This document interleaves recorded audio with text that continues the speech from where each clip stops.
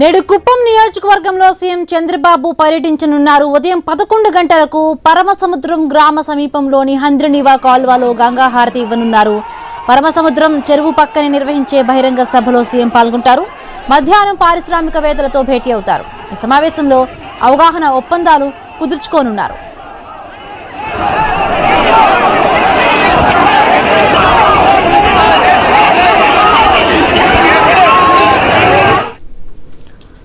ఇవాళ కుప్పం నియోజకవర్గంలో సీఎం చంద్రబాబు పర్యటన సాగనుంది. రైట్, ఈ పర్యటనకు సంబంధించి మరిన్ని పూర్తి అప్డేట్స్ మా కరెస్పాండెంట్ వర్మ అందిస్తారు. వర్మ, ఈ రోజు ముఖ్యమంత్రి చంద్రబాబు సమితి సమేతంగా చిత్తూరు జిల్లా కుప్పంలో హంద్రినివా జలాలకు జలహారతి ఇవ్వనున్నారు. ఈ మేరకు మరి కాసేపట్లో దాదాపు 10:30 గంటల ప్రాంతంలో శాంతిపురం మండలంలో ఉన్న ఆయన నివాసం నుంచి బయలుదేరి నేరుగా పరమ సముద్రం ఎక్కడైతే కుప్పంలో హంద్రినివా జలాలకు జలహారతి ఇస్తారో ఆ ప్రాంగణానికి చేరుకుంటారు.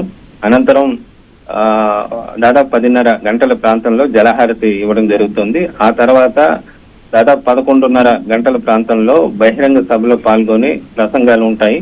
ఆ తర్వాత ఈ కార్యక్రమం పూర్తయిన తర్వాత అవగాహన ఒప్పందాలపైన కూడా ఆయన పలు అంశాలకు సంబంధించి సంతకాలు కూడా చేస్తారు. అనంతరం మధ్యాహ్నం 2 గంటలకు పారిశ్రామికవేత్తలతో కూడా సమావేశం ఉంటుంది. ఆ తర్వాత 4 గంటల ప్రాంతంలో తిరుగు ప్రయాణం అవుతారు. ఇక కుప్పానికి సంబంధించి హంద్రినివా జలాలకు సంబంధించి గత 4 రోజులుగా కూడా స్థానికంగా పండుగ వాతావరణం నెలకొంది. ఇక్కడ హంద్రినివా జలాలు చేరుకోవడంతో కూడా పెద్ద ఎత్తున రైతులు కానీ స్థానికులు కూడా సంతోషం వ్యక్తం చేస్తున్న పరిస్థితి అయితే ఉంది. ఇక హంద్రినివా సంబంధించి కూడా కర్నూలు జిల్లా నందికొట్కూరు మండలం మాల్యాల గ్రామం నుంచి శ్రీశైలం ఆనకట్ట జలాశయం నుంచి కూడా ఈ హంద్రినివా కాలువ అయితే ప్రారంభం అవుతున్న పరిస్థితి అయితే ఉంది. అలాగే మొత్తం ఈ మెయిన్ కెనాల్ మొత్తం అడవిపల్లి రిజర్వాయర్ చిత్తూరు జిల్లాలో ఉన్న వరకు మెయిన్ కెనాల్ లో మొత్తం 12 చోట్ల లిఫ్ట్లు ఏర్పాటు కూడా చేయడం కూడా జరిగింది.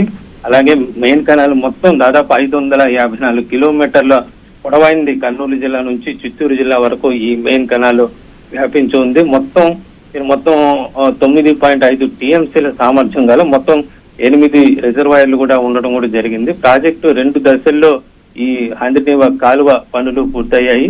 అలాగే జీడిపల్లె రిజర్వాయర్ వరకు కూడా మొత్తం ఫేజ్ 1 లో దాదాపు 1,98,000 ఎకరాలకు సాగునీరు అందించేలాగా ఫేజ్ 2 లో జీడిపల్లె నుంచి చిత్తూరు జిల్లాలోని అడవిపల్లి రిజర్వాయర్ వరకు కూడా ఈ ఫేజ్ 2 మొత్తం 554 కిలోమీటర్ల పొడవునా ఉన్న ఈ కాలువ ద్వారా 4,04,000 ఎకరాలకు నీరు అందించేలాగా ఏర్పాటు చేయడం జరిగింది.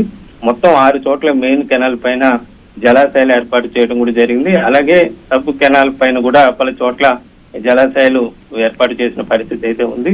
మొత్తం మీద గతంలో వైసీపీ ప్రభుత్వ హయాంలో కూడా ఈ కృష్ణా జలాల విడుదలైతే కుప్పంలో నిర్వహించడం జరిగింది. అప్పుడు right, thank you Varma, thanks for the updates.